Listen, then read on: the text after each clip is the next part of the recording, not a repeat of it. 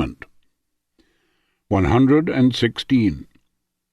When I set myself, as I sometimes do, to consider human unrest in its various forms, and the perils and pains to which men expose themselves at court or in the camp, rich source of quarrels and passions, of bold and often unsuccessful ventures, I have often said that man's unhappiness arises from one thing only, namely, that he cannot abide quietly in one room. A man who has enough to live on, could he remain happily at home, would never leave it to go to sea, or sit down to besiege a fortress. A man would not pay so much for a commission, were it not unbearable never to budge from the town. And men have recourse to conversations and amusing pastimes only because they cannot remain happily at home. The king is surrounded by people whose sole thought is to amuse him and prevent his thinking of self. For, king though he be, he is wretched if he does. That is all that men have managed to achieve in order to win happiness, and those who philosophize about it, and who think it unreasonable in men to spend the whole day hunting a hare which they would never care to buy, know little about human nature. The hare would not protect us from the sight of death, and the miseries which keep our minds off it, whereas hunting the hare does keep our minds off it, and so protects us. The advice given to Pyrrhus to take the rest which he was setting out to find at the cost of endless labour awoke a host of difficulties. To bid a man live in quiet is to bid him live happy, to advise him to enjoy a happy state in which he can dwell at leisure, free from every subject of distress. This is to misunderstand nature. And so men who are conscious of their condition avoid rest above all else. There is nothing they will not do to seek turmoil, yet they have an instinctive knowledge of real happiness. Vanity, the pleasure of showing off. So we are wrong to blame them. Their fault is not that they seek turmoil for the sake of diversion. The mistake is that they pursue it as though the possession of the thing they are after would make them really happy. And that is why we are right to call their quest a vain one. So that in all this, both censurers and censured miss man's true nature.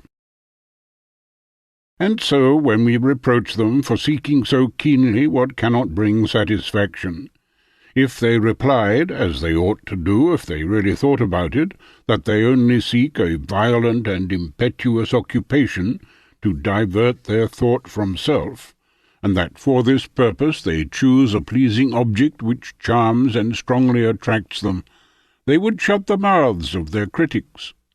But they do not so reply because they do not know themselves. They do not know that what they seek is the chase, and not the capture. Dancing, you must consider carefully where to place your feet. The gentleman believes sincerely that hunting is a great pleasure, a royal pleasure. The beater is not of that opinion.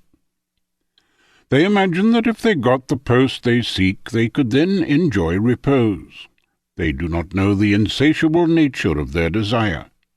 They believe that they are sincerely seeking rest, whereas what they really seek is unrest.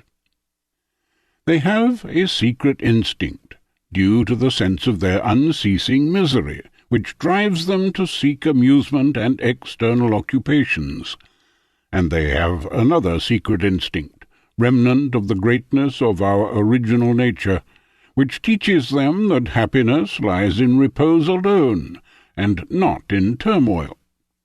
And from these two contrary instincts there develops within them a confused notion hidden from sight in the depth of their soul, driving them to aim at rest through unrest, and ever to fancy that the satisfaction which they lack will come to them if, overcoming certain obvious difficulties, they can thereby force the door that leads to rest. So life slips away. We seek repose, fighting against obstacles, and when we have conquered these, repose becomes unbearable through the ennui which it begets. We must needs abandon it, and go seeking excitement, for our minds are occupied either with the troubles we have or with those which threaten.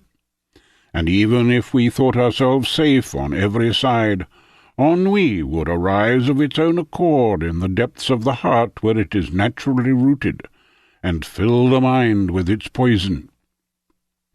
Thus man is so wretched that he could be bored even without any cause of boredom, thanks to his natural constitution, and he is so futile that, although full of countless essential causes of boredom, the most trifling thing,